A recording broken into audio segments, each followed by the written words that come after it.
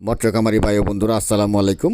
দেশ এবং দেশের বাহির থেকে যারা আমাদের এই ভিডিওটি দেখতে পাচ্ছেন তাদেরকে অনেক অনেক প্রীতি ও শুভেচ্ছা জানিয়ে শুরু করছি আজকের নতুন ভিডিও। আজকে ভিন্নধর্মী একটি ভিডিও নিয়ে আপনাদের সম্মুখে হাজির হয়েছি। আজকে আমরা মিশ্র চাষ পদ্ধতি নিয়ে মিশ্র মাছ চাষ পদ্ধতি নিয়ে আলোচনা করব এবং মিশ্রভাবে চাষাবাদ করবে কীভাবে বাম্পার ফলন করা যায়, অর্থাৎ অতিরিক্ত যে মুনাফা অর্জন করা যায় এই বিষয়ে আমরা বিস্তারিত আলোচনা করব। আপনারা সবাই জানেন যে এখনই কিন্তু রানিং যে চলতেছে সময়, এখনই কিন্তু পাঙ্গাস মাছ চাষে দেওয়ার উপযুক্ত সময়।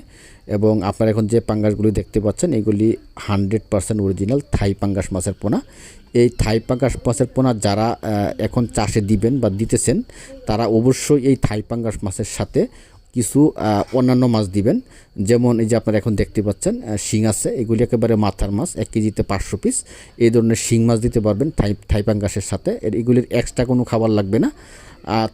আপনি পাঙ্গাসকে যে খাবার দিবেন ওই খাবারই কিন্তু এগুলি বড় হবে, অতিরিক্ত আপনার কোনো খাবার লাগবে না।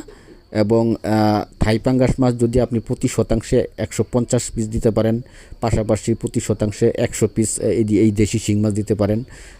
এবং আপনারা সবাই জানেন যে থাই পাঙ্গাসটা মূলত দেখা গেছে যে অনেকেই বলে 4 মাস, কিন্তু 4 মাসে উঠে না, 5 থেকে 6 মাসের একটা প্রজেক্ট। এবং এর পাশাপাশি যদি আপনি এই শিং মাছ দিয়ে দেন 500 লাইনের, তাহলে এটাও 5 থেকে 6 মাসে মোটামুটি উঠে যাবে।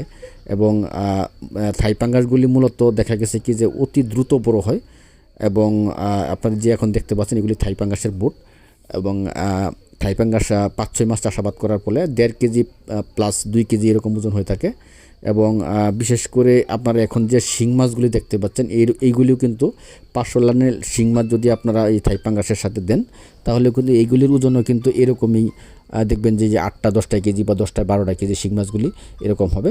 সবাইকে অসংখ্য ধন্যবাদ ভিডিওটি দেখার জন্য। সঙ্গে থাকবেন এবং ভিডিওটি ভালো লাগলে অবশ্যই একটি লাইক দিতে ভুলবেন না। কমেন্টের মাধ্যমে আপনাদের মতামত জানাবেন।